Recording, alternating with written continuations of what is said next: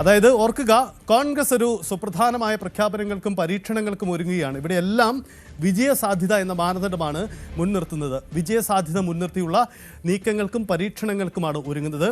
അവിടെ പരിചിതമുഖമാണോ അതല്ലെങ്കിൽ മറ്റു സാധ്യതകളുണ്ടോ എന്നതൊന്നും നോക്കില്ല, മറിച്ച് അവിടെ വിജയസാധ്യതയാണ് നോക്കുന്നത്. പക്ഷേ സിറ്റിംഗ് MLA-മാർക്ക് എല്ലാവർക്കും സീറ്റുണ്ട്. തൃക്കാക്കരയിലെ ഉമാ തോമസ് പോലും ഇത്തവണ സീറ്റ് ഉറപ്പിച്ചു കഴിഞ്ഞു എന്നാണ് കോൺഗ്രസ് കേന്ദ്രങ്ങളിൽ നിന്നും വരുന്ന സൂചന എന്ന പ്രധാനപ്പെട്ട കാര്യം കൂടിയുണ്ട്. എന്താണ് കോൺഗ്രസിൻ്റെ ഈ ആലോചനകൾ, അതിൻ്റെ പ്രത്യേകത എന്നുകൂടി നമുക്ക് പരിശോധിക്കാം. ഇതിൻ്റെ സാഹചര്യം എന്താണ്, കോൺഗ്രസിൻ്റെ ആലോചനകൾ എന്തൊക്കെ, ഏത് രീതിയിൽ പോകുന്നു എന്ന കാര്യം കൂടി നമുക്ക് പ്രേക്ഷകരിലേക്ക് വിശദമായി തന്നെ പരിശോധിക്കേണ്ടി വരുന്നു. ഡാൻ കുര്യൻ എനിക്കൊപ്പം ഉണ്ടാകും. നമുക്ക് എന്താണ് ഈ സാഹചര്യം, കോൺഗ്രസിൻ്റെ ആലോചനകൾ ഏതു തരത്തിൽ എന്ന കാര്യം കൂടി പരിശോധിക്കാം. ഡാൻ കുര്യൻ കൂടി എനിക്കൊപ്പം ചേരുന്നുണ്ട്. യെസ്, ഡാനിലേക്ക് വരാം. യെസ്, നമുക്കെന്തായാലും കോൺഗ്രസിൻ്റെ ഈ ആലോചനകളിലെ പ്രധാനപ്പെട്ട കാര്യം, ഈ ആലോചനകൾക്ക് ഒടുവിൽ കോൺഗ്രസ് എത്തുന്ന ഏത് വഴിക്ക് എന്നതൊരു പ്രധാനപ്പെട്ട കാര്യം കൂടിയുണ്ട്. നമുക്കതിലേക്ക് പോകുന്നതിന് മുമ്പ് മറ്റൊരു പ്രധാനപ്പെട്ട കാര്യം കൂടി നോക്കാം. മറ്റൊന്നുമല്ല, കോൺഗ്രസ് ഇത്തവണ മറ്റൊരു പരീക്ഷണത്തിന് കൂടി തയ്യാറാകുന്നു എന്നതാണ്. എന്താണ് ആ പരീക്ഷണം? അതായത് CPM പലപ്പോഴും പരീക്ഷിച്ചിട്ടുള്ളതാണ് വിജയസാധ്യത കുറഞ്ഞ ഇടങ്ങളിൽ പൊതു സ്വതന്ത്രരെ രംഗത്തിറക്കുക. പൊതു സ്വതന്ത്ര രംഗത്ത് വന്നു കഴിഞ്ഞാൽ ആ മേഖലയിൽ ഒരു അട്ടിമറിക്ക് സാധ്യതയുണ്ട് എന്ന ഇടതുപക്ഷത്തിൻ്റെ കണ്ടുപിടുത്തമാണ്. ഇടതുപക്ഷം തെരഞ്ഞെടുപ്പ് പരീക്ഷണശാലയിൽ വിജയിപ്പിച്ചെടുത്ത ഒരു തന്ത്രമാണിത്. അത് പലപ്പോഴും ഇടതുപക്ഷത്തിന് നേട്ടമുണ്ടാക്കിയിട്ടുണ്ട്. പക്ഷേ ഇത്തവണ അത് കോൺഗ്രസ് ആ തന്ത്രം ഏറ്റെടുക്കുന്നു എന്നതാണ് പ്രധാനപ്പെട്ട കാര്യം. ചില മണ്ഡലങ്ങളിൽ സസ്പെൻസ് എന്ന് നമ്മൾ തുടക്കത്തിൽ സൂചിപ്പിച്ചതാണ്. ചില സസ്പെൻസ് സ്ഥാനാർത്ഥികൾ കടന്നു വന്നേക്കാം. അത് ചില സാമൂഹിക പശ്ചാത്തലമുള്ള പൊതുമണ്ഡലത്തിൽ അറിയപ്പെടുന്ന സ്വീകാര്യതയുള്ളവർ ഈ തരത്തിൽ സ്ഥാനാർത്ഥിയായി വരാനുള്ള സാധ്യത നിരവധിയാണ്. സ്വതന്ത്ര പരീക്ഷണത്തിന് ഇത്തവണ കോൺഗ്രസും വിജയസാധ്യത കുറഞ്ഞ ഇടങ്ങളിൽ പൊതു സ്വതന്ത്രരെ മത്സരിപ്പിക്കാനാണ് നീക്കമുണ്ടാവുന്നത് എന്നതാണ് പ്രധാനപ്പെട്ട കാര്യം. ഈ പൊതു സ്വതന്ത്രർ എന്ന് പറയുന്നത് നമുക്കറിയാം, ഈ പൊതുവിൽ ഇടതുപക്ഷത്തോടൊപ്പമാണ് ഈ സാംസ്കാരിക രംഗത്തുള്ളവരുടെ ഒരു സാന്നിധ്യം പൊതുവിൽ ഉണ്ടാവാറുള്ളത്. പക്ഷേ ഇത്തവണ അത് തിരികെ പിടിക്കാനുള്ള UDF-ൻ്റെ തന്ത്രമാണ്. ഇത്തവണ സാംസ്കാരിക രംഗത്തുള്ള പ്രമുഖരെ തേടിയാണ് കോൺഗ്രസിൻ്റെ നീക്കമുണ്ടാവുന്നത് എന്നതാണ് പ്രധാനപ്പെട്ട കാര്യം. പരമ്പരാഗത ഇടതുകോട്ടകളെ ഈ സാമൂഹ്യ രംഗത്തെ പ്രമുഖരെ തേടി കോൺഗ്രസ് നടക്കുകയാണ്. ഒപ്പം ഇടതുകോട്ടകൾ പിടിക്കാനുള്ള ഒരു പുതിയ തന്ത്രം കൂടിയായിട്ടാണ് ഇത് മാറ്റുന്നത്. ഈ സ്ഥാനാർത്ഥി പട്ടികയിലെ സസ്പെൻസിലേക്ക് നമ്മൾ പറയുമ്പോൾ ഏറ്റവും പ്രധാനപ്പെട്ടതായി കൂടി മാറുന്നത് ഈ പൊതു സ്വതന്ത്രരുടെ സാന്നിധ്യമാണ്. അതായത് കോൺഗ്രസ് ഇത്തവണ മുന്നിൽ കാണുന്നത് സ്ഥാനാർത്ഥി പട്ടികയിലെ ഈ വമ്പൻ സസ്പെൻസാണ്.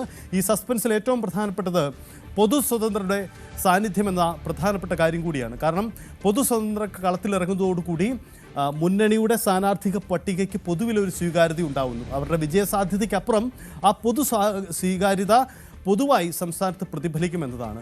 ഉദാഹരണം, സാംസ്കാരിക മുഖങ്ങളെയൊക്കെ കോൺഗ്രസിനൊപ്പം UDF-നൊപ്പം അണിനിർത്തുക എന്നത് മുന്നണിയുടെ രാഷ്ട്രീയ സ്വഭാവത്തിന് തന്നെ മാറ്റമുണ്ടാകുന്നു. പൊതുവിൽ തങ്ങൾക്കാണ് ഈ രാഷ്ട്രീയ മണ്ഡലത്തിൽ വലിയ സ്വീകാര്യത എന്ന അവകാശവാദം ഉന്നയിക്കാനൊക്കെ കോൺഗ്രസിനും UDF-നും കഴിയും. അതുകൊണ്ട് പൊതു സ്വതന്ത്രരെ മുൻനിർത്തിയുള്ള ആ പരീക്ഷണത്തിന് കോൺഗ്രസ് ഇത്തവണ ഒരുങ്ങുന്നു എന്നതാണ് പ്രധാനപ്പെട്ട കാര്യം. അങ്ങനെയെങ്കിൽ നമ്മൾ കാണുന്ന പല പ്രമുഖരും ഒരുപക്ഷേ കോൺഗ്രസിൻ്റെ UDF-ൻ്റെ സ്ഥാനാർത്ഥി പട്ടികയിൽ ഉൾപ്പെട്ടാലും അത്ഭുതപ്പെടാനില്ല എന്നതാണ് പ്രധാനപ്പെട്ട കാര്യം. അതുകൊണ്ട് സുപ്രധാനമായ ഈ നീക്കത്തിലേക്ക് തന്നെ കോൺഗ്രസ് കടക്കുകയാണ്. അത്തരം ആലോചനകളാണ് നടക്കുന്നത്. ഇത് ഈ ആഴ്ചയും അടുത്ത ആഴ്ചയുമായി നടക്കുന്ന ചർച്ചകളിൽ ഇത് സംബന്ധിച്ച തന്ത്രങ്ങൾ ആവിഷ്കരിക്കപ്പെടും. വയനാട്ടിലെ കോൺഗ്രസിൻ്റെ ക്യാമ്പ് ഈ പൊതു സ്വതന്ത്രരെ ആരൊക്കെ എന്നത് സംബന്ധിച്ച് ഒരു ധാരണയുണ്ടാകും. ഇതിനകം തന്നെ പല പ്രമുഖരുമായുള്ള ചർച്ചകൾ, ആശയവിനിമയങ്ങൾ നടന്നു കഴിഞ്ഞു എന്നതാണ് നമുക്ക് മനസ്സിലാക്കാനാവുന്നത്. നേരത്തെ CK ജാനുവിൻ്റെ പാർട്ടി UDF-ൻ്റെ ഭാഗമായപ്പോൾ പലരും ചോദിച്ച ഒരു ചോദ്യമുണ്ട്, എന്തിന് ഈ CK ജാനുവിനെ ഒപ്പം ചേർക്കണം, അവർക്ക് എന്ത് രാഷ്ട്രീയ നേട്ടമുണ്ടാക്കാൻ UDF-ന് കഴിയുമെന്നത്. അപ്പോൾ CK ജാനുവിൻ്റെ പാർട്ടി ഉണ്ടാക്കുന്ന അണികളുടെ ബലത്തിനപ്പുറം CK ജാനു UDF-ന് ഭാഗം എന്ന ഒരു രാഷ്ട്രീയ സന്ദേശം മുൻനിർത്തുക എന്നതാണ് UDF നേട്ടമായി കരുതുന്നത്. അതുതന്നെയാണ് ഈ പൊതു സ്വതന്ത്രരുടെ കാര്യത്തിലും കോൺഗ്രസ് മുന്നോട്ട് വയ്ക്കുന്ന രാഷ്ട്രീയ തന്ത്രം എന്നതാണ് പ്രധാനപ്പെട്ട കാര്യം.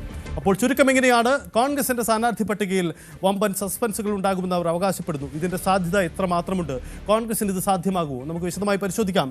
ഡാൻ കുര്യൻ എനിക്കൊപ്പമുണ്ട്. Dan, good morning. എന്തായാലും ഈ വിഷയത്തിൽ നമുക്ക് കോൺഗ്രസിൻ്റെ തുടക്കത്തിലേക്ക് വരുമ്പോൾ വമ്പൻ സസ്പെൻസുകളുണ്ടെന്ന അവകാശവാദം കോൺഗ്രസ് ഉന്നയിക്കുന്നുണ്ട്. തിരക്കിട്ട ചർച്ചകൾ നടക്കുകയാണ്. ആദ്യം ഈ കോൺഗ്രസ് അവകാശപ്പെടുന്നത് പോലെ അവർ മുന്നോട്ട് വെക്കുന്ന ചില മാനദണ്ഡങ്ങളുണ്ടല്ലോ, 50% യുവതികൾക്കും യുവാക്കൾക്കും പുതുമുഖങ്ങൾക്കും. അപ്പോൾ പതിവ് സീറ്റ് മോഹികൾ ഇത്തവണ നിരാശപ്പെടേണ്ടി വരും എന്നാണോ എൻ്റെ ചുരുക്കം?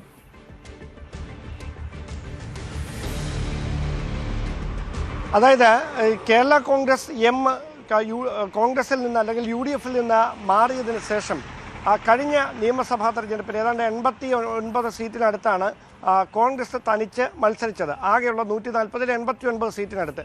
അതിൽ നമുക്കറിയാം കോൺഗ്രസ് ലഭിച്ചിരിക്കുന്ന സീറ്റുകളുടെ എണ്ണം എത്രയാണെന്നുള്ള കാര്യം നമുക്ക് വ്യക്തമായി അറിയാം. അവിടെ ഈ സിറ്റിംഗ് MLA-മാർ മുഴുവൻ മത്സരിക്കുന്നതാണ് സാധാരണയുള്ള ഒരു പതിവ്. അതിൽ നിന്ന് വിപരീതമായി പാലക്കാടുണ്ടായിരിക്കുന്ന വിവാദങ്ങളുടെ പശ്ചാത്തലത്തിൽ പാലക്കാട് മാത്രമായിരിക്കും സിറ്റിംഗ് MLA-മാരുള്ള സ്ഥലത്തൊരു പുതുമുഖത്തെ പരീക്ഷിക്കുക.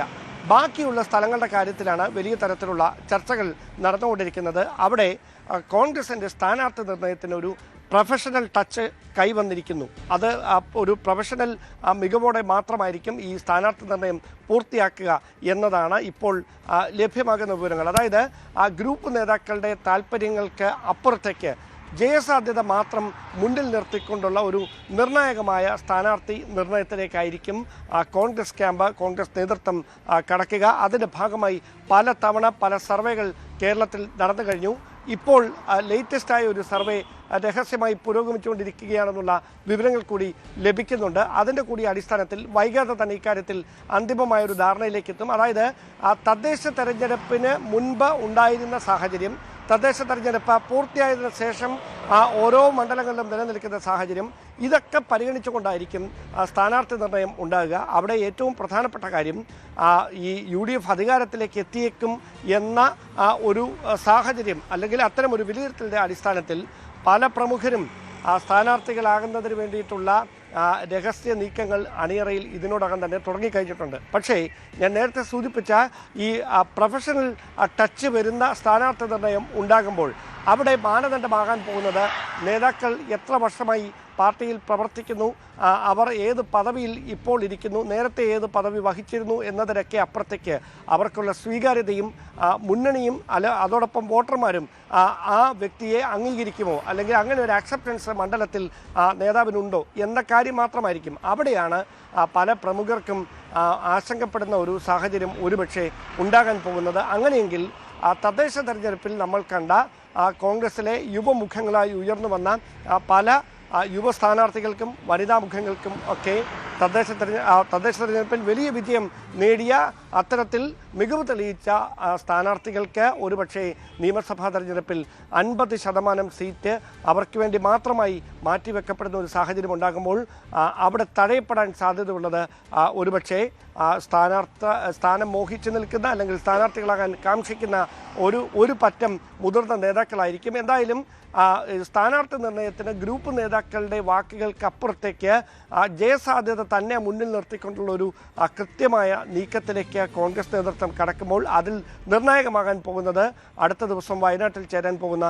ക്യാമ്പ് എക്സിക്യൂട്ടീവാണ്. അവിടെ ഈ വിഷയങ്ങളെക്കുറിച്ചൊക്കെ വിശദമായ ചർച്ചകൾ നടന്നില്ല എങ്കിൽ കൂടി സംഘടനയെ കെട്ടിപ്പടുക്കാനായി അല്ലെങ്കിൽ തെരഞ്ഞെടുപ്പിൽ വിജയം ഉറപ്പാക്കാനായി ഏത് തരത്തിലുള്ള തന്ത്രങ്ങൾ ആവിഷ്കരിക്കണം എന്നതടക്കമുള്ള കാര്യങ്ങളിൽ വിശദമായ ചർച്ചകൾ നടക്കും. അവിടെ സ്ഥാനാർത്ഥികളുടെ സ്വീകാര്യത ഒരു പ്രധാനപ്പെട്ട വിഷയമായി മാറും എന്നാണ് ഇപ്പോൾ ലഭ്യമാകുന്ന വിവരം.